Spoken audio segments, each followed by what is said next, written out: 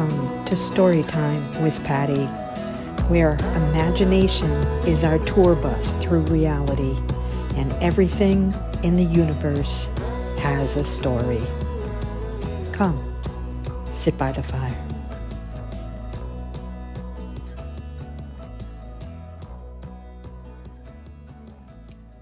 Hi, and welcome back to another episode of Storytime with Patti. This is episode 4. Its title is The Power of Words. What spell will you cast today? So that's a little intriguing, right? Well, let me just tell you a little story.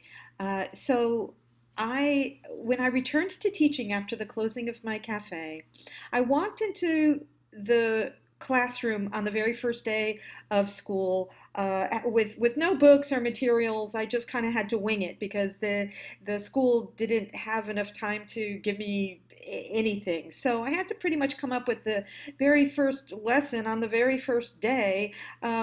Out of my head. And so I decided that I would kind of begin with a bang. And the story that I told on that day is actually something that I'll share when I'm giving talks in other places, like at a conference or at a community center. I'll often include this in a talk, particularly when it has to do with self-care, nutrition, or whatever, because it's all kind of linked, and you'll see that in a moment. So the story goes like this. Most of us are completely unaware, unconscious of the words that we use. Words just fall out of our mouths, and then when a new word comes along that we think is cool, we start using that word. We like little trendy phrases, and we kind of adapt those kinds of phrases, and we are pretty unconscious of the words that we use and the impact that those words have on ourselves and on others.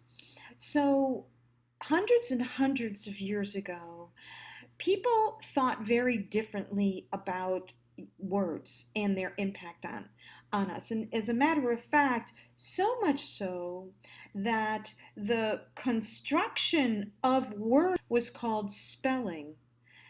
It's not called spelling by accident. It's called spelling because people believed that words were so powerful that they cast spells on people, and that words would either cast a good spell or a bad spell, and that we were kind of powerful magical beings who could cast spells on each other by what we said, and even more so by what we wrote. That is also why cursing is called cursing. So we can either cast good spells on people or bad spells on people, curses. What would a good spell sound like? Good spells sound like, I love you, you're valuable to me, I understand you, I accept you, I forgive you. How are you? Thank you. Any of the ways that we acknowledge the value of someone in our lives. Any of the ways that we show love. Because love, really, in all of its forms, whether it's acceptance, acknowledgement, forgiveness, all of those ways that we can show love are ways that we can cast what you would call a good spell on people. Why? Because it makes people feel good. They feel it vibrationally through their bodies.